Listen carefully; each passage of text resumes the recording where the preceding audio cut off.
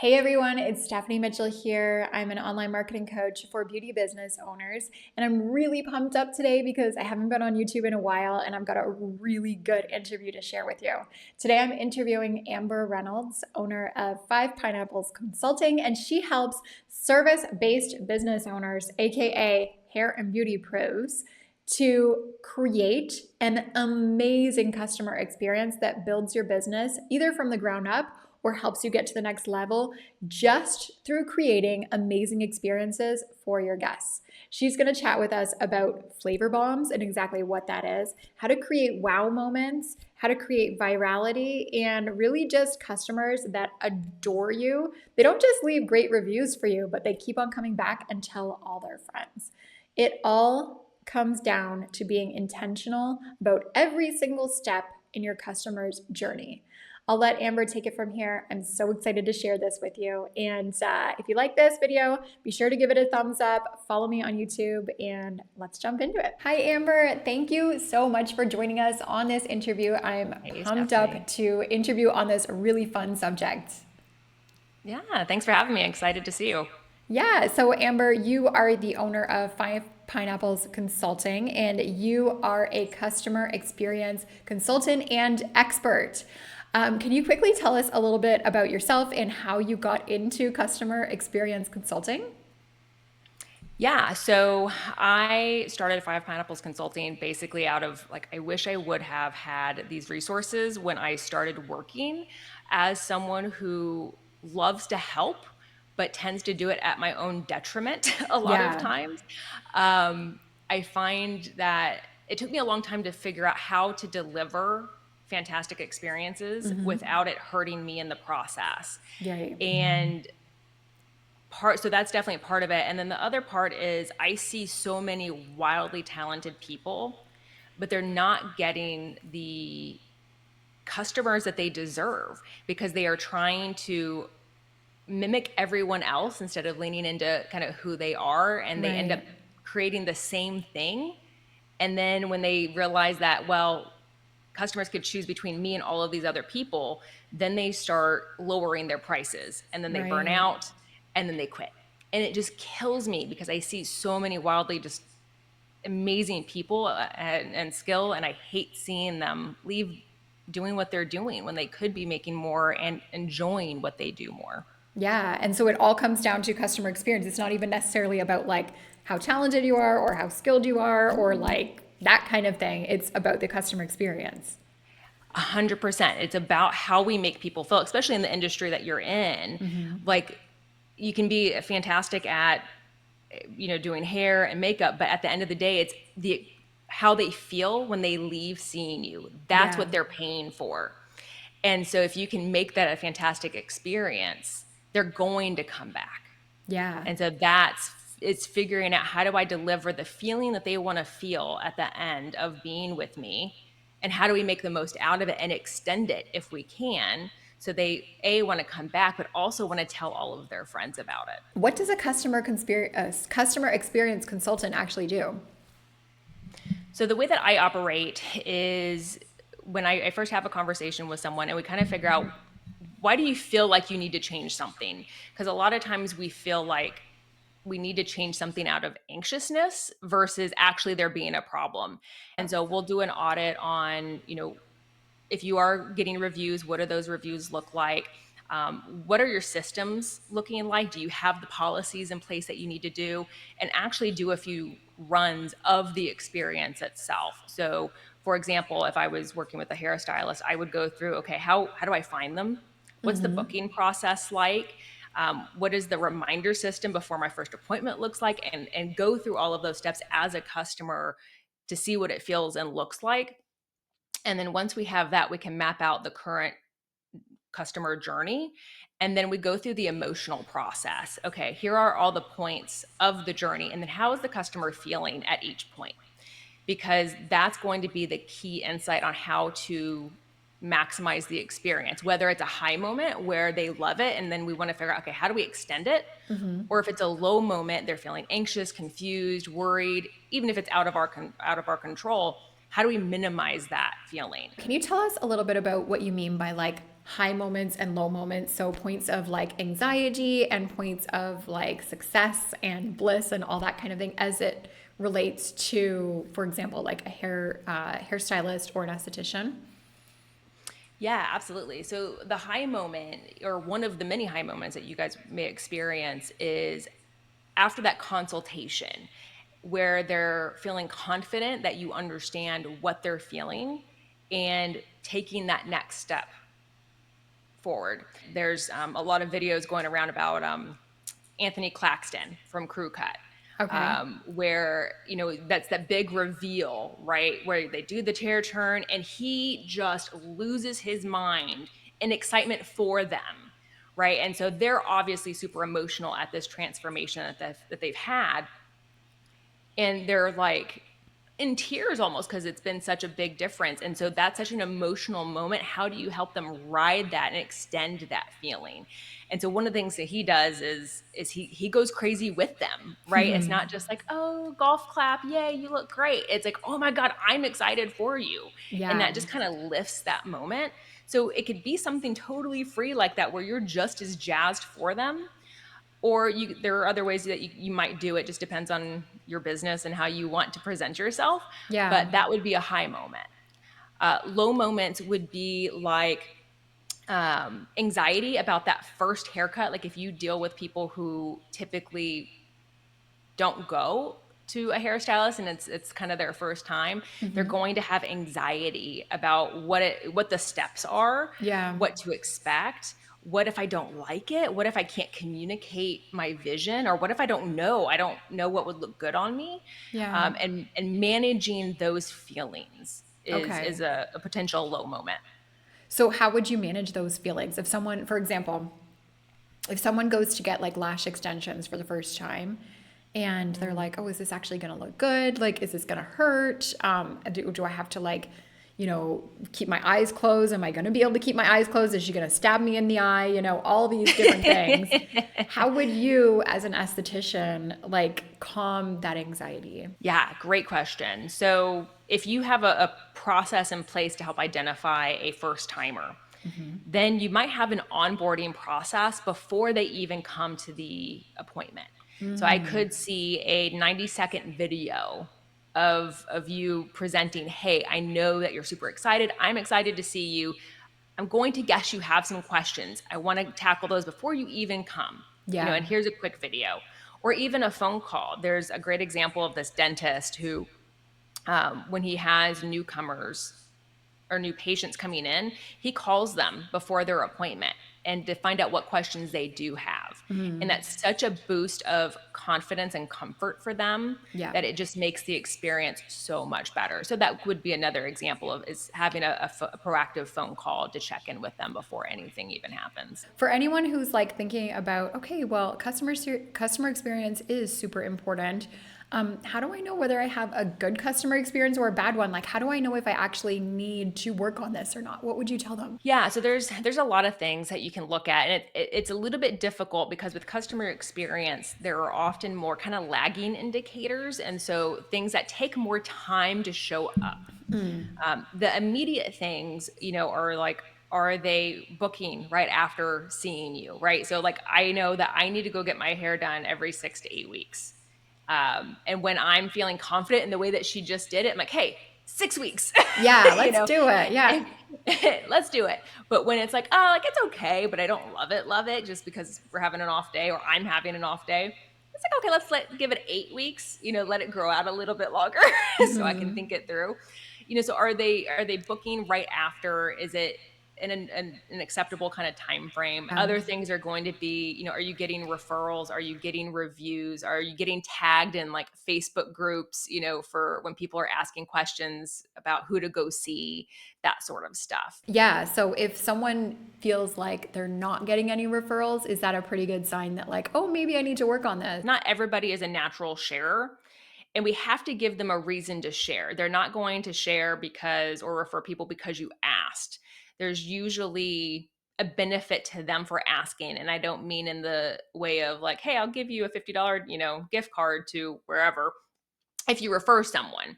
But there's a selfish reason in that it makes me feel good, it makes me look good to share. And so we have to provide them a reason to do that. And often we don't. And so referrals are a little bit of a tricky process because we tend to lean on, oh, well, let me give a gift card or let me just ask because if I did a good job, then they'll want to. And it's just not always that simple. So, what are You're some of the things that we can do to increase referrals then? So this is where things like a flavor bomb, kind of really comes into play. And so a flavor bomb is this defining moment that every customer gets to experience. And it's the holy shit, this is amazing. I did not expect this. And I have to tell everybody about it. And so it feels good to share this thing. And so that's why people will refer. And so a flavor bomb there are four things that you kind of look for. So it needs to be something that is remarkable in a sense. It's not expected in in your industry or in your typical process. It needs to be relevant in some way to what you do, what your customers are experiencing. It needs to be reasonable. So it can't be something that's like over the top that's going to make people question whether it's legitimate or not. Yeah. If you're promising an iPad after every haircut, like probably not, Yeah. that's a little crazy. And it needs to be repeatable and that where every customer gets to experience this. So there's no gatekeeping in order to get this thing. Yeah. Can you give And so, I wanted to ask you about flavor bombs because I saw that on your yeah. website and I thought it was just like such a cool term to define Mm. what this like special wow moment is.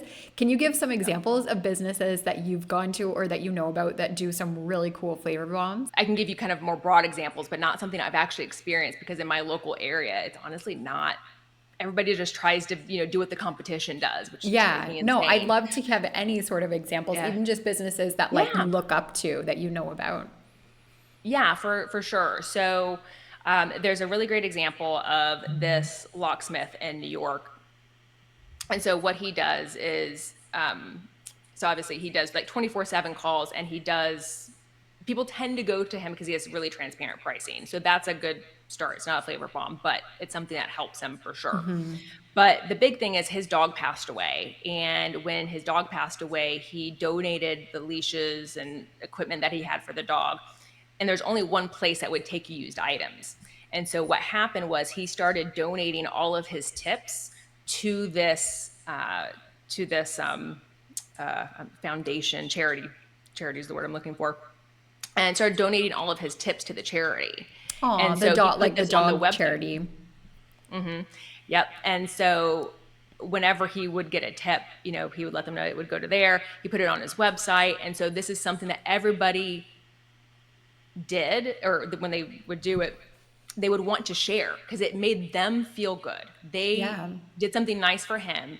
And as a bonus, it felt extra good because now it's going to this cause and that Yeah. feels good. And so on his reviews, you'll see all of the comments about, the tip going to charity and what have you. I guess the flavor bomb is really what makes you unique, really, just what makes you completely different from all the other businesses that are out there. So, if you were a hairstylist, what would you do as your flavor bomb? Like, just crazy example off the top of your head. So I've actually been thinking about this a little bit. And so I am a little bit weird. And so I really like to lean into like the silliness of me. So if it were me, I would be playing with the capes that come in, and I would different quotes and like bedazzle it and be Oh, I totally love silly that on the and just cape, go and then people take a on the cap. picture of it. There's just no way that you can't, right? Like you're taking selfies, you're sending it to your friends. And if you're doing things like if you're more of the kind of like heart to heart, it could be affirmations. If you want to be less silly, I would be totally silly and like bedazzle weird like memes or something, because that's me. That is But you could so go the good. nicer side. And when you first see it on the wall, you don't know what it means until you put it on and you look in the mirror and you're like, "Oh, I Exactly. get it. Okay." So how could someone like brainstorm some of their ideas for their flavor bomb? The first thing I would think about is who your ideal client is. And so I don't know as much about like people who do lash extensions and that sort of stuff. But when I think about hairstylists, there are a ton of niches that they can go into, not just in the type of work that they do, but the type of person that they serve best. So, for example, if you know that you typically get along best, or your best clients tend to be people who are over the top and they talk a lot and like to laugh and they're kind of loud, like you can't not hear them across the salon. If you know that's your person, then you can start thinking about what else do you know about them? How can we lean into who they are? And what kind of crossover interests do I have with them? Where do we get really excited about seeing each other? And how can I lean into that? Yeah. But then you have those 4 markers. Is it remarkable in some way? Right. So, just having, like, usually when I go see a hairstylist, like the capes are all black, right? So just doing a fun color wouldn't do it. Like, it's neat, but like it wouldn't really be remarkable in any sense. Yeah.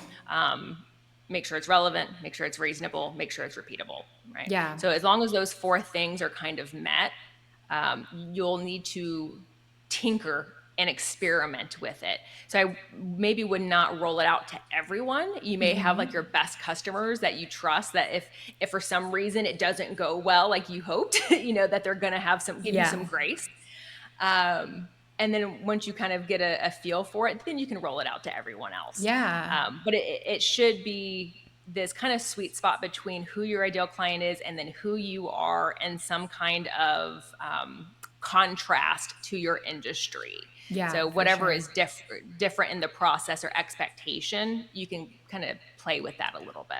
Yeah, amazing. So the flavor bomb is one aspect of your customer service experience, but as you were saying before, your customer experience is everything from like how people find you to how they book you to, what you talk about before the appointment, the whole thing during the appointment, and then after as well. So it's like this whole thing.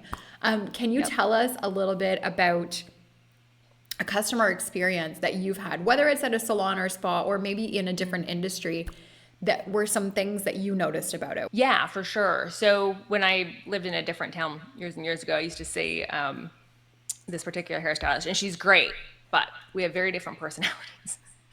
And that she's definitely more along the line of very talkative, likes to take her time, and extends the process. Where if you're watching video versus just listening to us, I move a lot. I'm not good at sitting still, so going to the hairstylist is actually a very painful process for me because I'm not good at sitting still. But I also don't love the small talk aspect of it. And so she didn't necessarily kind of pick up on those cues for me individually. And it's awkward to be like, hey, can you stop talking so Right. Yeah. that's not great. And then it would take her 3 hours and I have short hair, and really I just need to get my roots kind of recolored. It took her forever. But she'd been doing this for a long time, and so she's very, very good, excellent skill, but the process and the actual experience of receiving that skill benefit was, for me personally, painful to have to sit that long. And so something that can be really helpful in fixing something like that is having some type of chat about what do you like, right? Like, for me, if she would have said, hey, do you like to chit chat or not? I would have told her, like, I would rather put on earphones, or, I'll read a book, while you do your Yeah. thing. When I went to Brazil a long time ago, we went to this restaurant, and they just keep bringing you food. But they have this thing on the table where you flip your card to red or green if you still want food coming in. So, like, another thing that's worth talking about, if you talk about a flavor bomb, is if you give them the choice to grab a cape based on, like, if you have 2 different colors, on what kind of mood they're in, or the type of Oh, person that they yeah. I are, love that. right? Like, I am someone who's really extroverted, or someone who's really introverted, or even just based on that day, where I'm open to chit chat, Yeah. or for someone who's neurodivergent, where they may not have that skill set to communicate those type of things. Having a little system like that can be really helpful. Yeah. And it kind of takes away that awkwardness of being like, yeah, don't talk to me. Mm-hmm. It makes it kind of fun too. Exactly. And it makes it less personal, like you don't feel like you're hurting someone's feelings. So we've talked about like during the appointment. I think that there's a lot of focus on like customer experience while you're face to face with that person. Can you tell us a little bit about the experience before and after? Yeah, so it's interesting because there's a lot of things that we forget to look at because they're out of our control. What's the first thing that they do? Is it easy for them to find you? Is it easy for them to book? Can I see information that I need to see in order to see if you're the right place for me? How do I know which hairstylist to go see or which beautician to go see? The drive there, right? You can't control the drive or the parking, but is there something you can do to make that better? Even if it's just a, hey, our parking is a little bit funky. Like, here's a suggestion, Yeah. what to expect. Yeah. So think about literally from the moment that they realize that they have a problem that they need to solve up until they actually make it to your physical location. So that's where a great customer journey map comes into play, is to figure out all of those steps. Because once you kind of have it a visual, at least for me, you can start seeing, oh no, there's something that happens in between here. And so you can start playing with that a little bit as well, especially for this industry, because there's a lot of emotions that happen after. There's the excitement after leaving and feeling good, because I assume most people do this. Maybe it's just me. I'm taking selfies as soon as I get in my car and I'm sending like to friends and family. Oh, That looks cute, yeah. Or like you get your Right. nails done and you're driving home and you Yeah. literally keep going like Oh, this. You that's just so keep, you pretty. can't Yeah. stop looking at them. Exactly. So think about all of those things. Or, from a potentially negative side, I know I feel anxious. Like, I can't really see if I like it in the moment because I feel like I need to get out of there because I don't want to take up more space for them. So what happens if they feel like, oh, I don't like it as much as I thought? Or what if I notice something now, 48 hours later that I didn't notice before? How do you help them with those potential feelings or Yeah. experiences that they may not tell you? Most people will not tell you. And so when they do, consider it a gift because people just generally don't like confrontation and they'll just Yeah. suck it up. Yeah. And then you lose that customer and you don't even get the option to fix it, which is unfortunate. And so if you can let them know ahead of time, especially like if you have some sort of guarantee or what have you, like, hey, you have a week. If you notice anything within a week, like, let me know. You can tell me you think I'm the effing worst. It's fine. Just communicate with me so I have an opportunity to fix Yeah. it. So thinking through what could potentially happen as soon as they leave your space. Again, everything from parking to, a week out. What potential experiences, thoughts, feelings may they be having that you can help manage? I would mention things like that kind of throughout the journey. When they book, if it's their first time booking, let them know. When they sit in your when they're getting ready to leave your chair, let them know, like, hey, great to see you. I think you look great. If you notice anything in the next couple of days, let me know and we'll fix it. And even a follow up afterwards, whether you want to do a text, a call, an email, whatever you feel is appropriate. But like, hey, wanted to check in. Are you still happy with how things turned out? Can I follow up on that about checking in? Do you recommend like surveying your customers? Depends on what kind of information you're looking for. I find that surveys are really difficult for a lot of information gathering because it puts us in logical brain mode Right. and we're not being honest, and not intentionally, but we're looking at it through a different lens. We're not accounting for how we're feeling. So I'm a huge fan of the jobs to be done framework, and that's something that I help clients with, is learning to interview clients. So your best clients, but also the clients that have fired you, so that they didn't come back. Um, and pulling those stories out is where you're going to get the best insight. So if you can sit down with a client, record the call and just chat and be super curious. How did you find me? What was going on? Why now? Why did you pick me? Okay, why was that important to you? So I think if you're wanting to get like, especially customer experience insights, you're best off interviewing. Surveys can be good and that like kind of get like that leading indicator, like, okay, on a scale of 1 to 5, would you come back? Yeah. Sure. But if you're looking for deep insights, that's going to best come from interviewing your best and the clients that have fired you. Yeah, I think that is so smart. It's scary though, because then you have to It come is. face to face with things that feel really personal. Yeah, and so that's one of the, 'cause I'm very soft. I get my feelings hurt very easily. And so that's where having someone else kind of lead that is really helpful, because we do get kind of caught up in our emotions, especially for people who are really artistic, right? Like, you're amazing at what you do because you typically are more emotional. Yeah.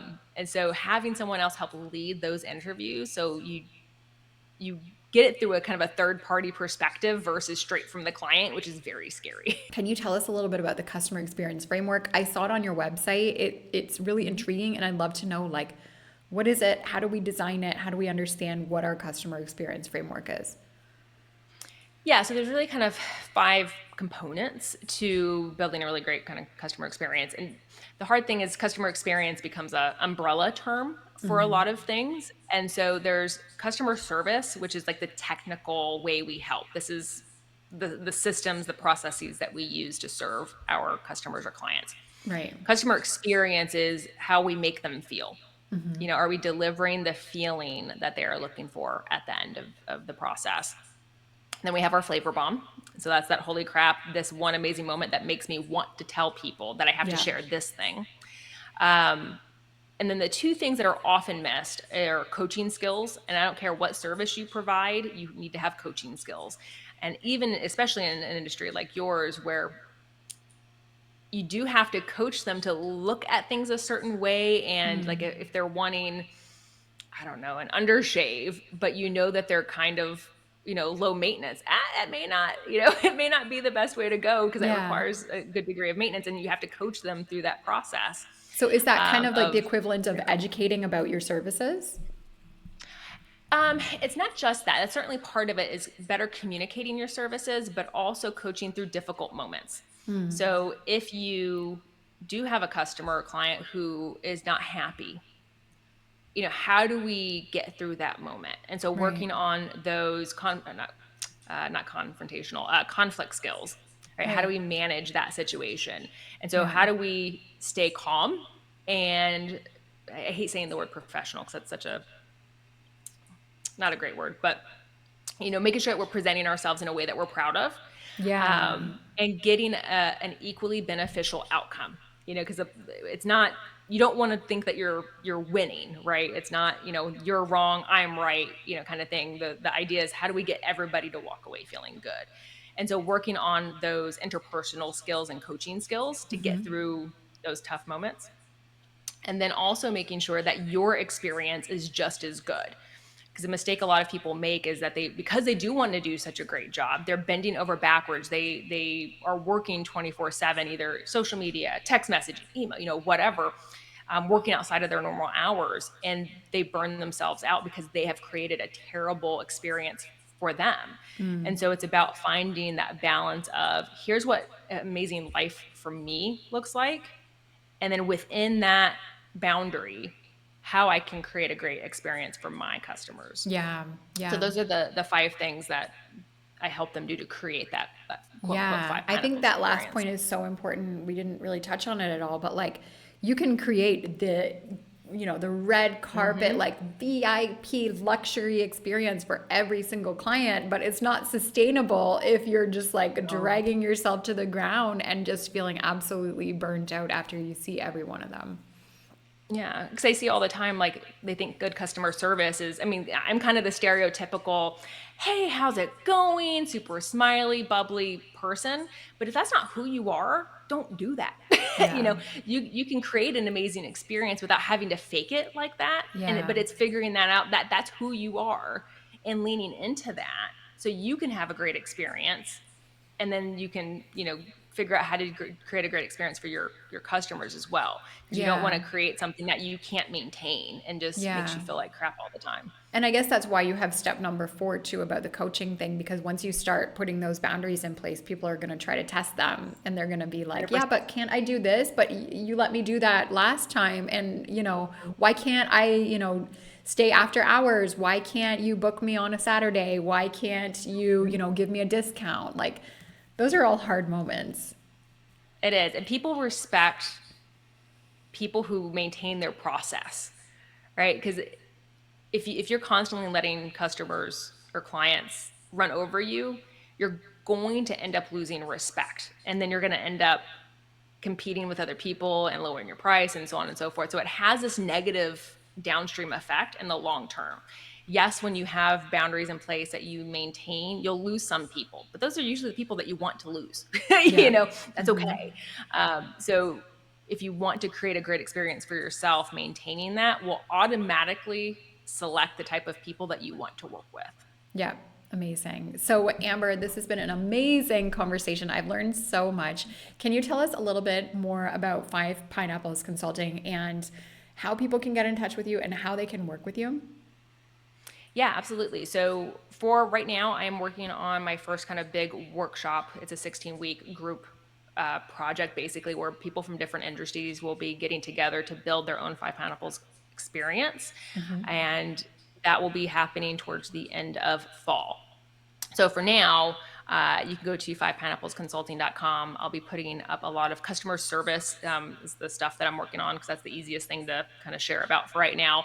Articles, stay up to date there. You can join the Five Pineapples Consulting newsletter. It's called Pineapple Party, and you get a I fun love that. party playlist in your welcome email. And so you can join that to stay up to date, get customer service, customer experience tips, and then you can join the wait list for that first group workshop. But you can also message me whenever if you have a question or like, hey, here's a situation, I don't know what to do. Send me a Yeah. message. I'm, happy to help. Yeah, and you've got such great personality on your website. I love your business name. I love the personality. I love I feel like you put flavor bombs all through your marketing and your messaging. Even the fact that you put like a playlist on that like email reply, it just goes to show that like you've looked very carefully at all the little details. I know who my people are You know who because they are it'll and you're seem attracting obnoxious. them. Thank you so much, Amber. This has been so eye opening. I So, really appreciate you. We will link to your website and your links below, your social links. I appreciate you. You are amazing. Do you have any last like words of advice about customer experience? Like any little thing that you want to leave us with? don't be afraid to be different. That's probably the biggest thing. That was something I struggled with being, in my younger years. The benefit of getting older is you stop caring as much. I wish I could have gotten to that sooner. But being the weird little human that you are is going to be what makes you successful. So don't be afraid to be different because contrast creates value. Yeah. So if you are different, for the people that dig you, they're willing to pay more. Yeah. So don't be afraid to be different. Amazing. Thank you. Thank you so much. And thanks everyone for watching. We'll talk to you all very soon. Bye for now.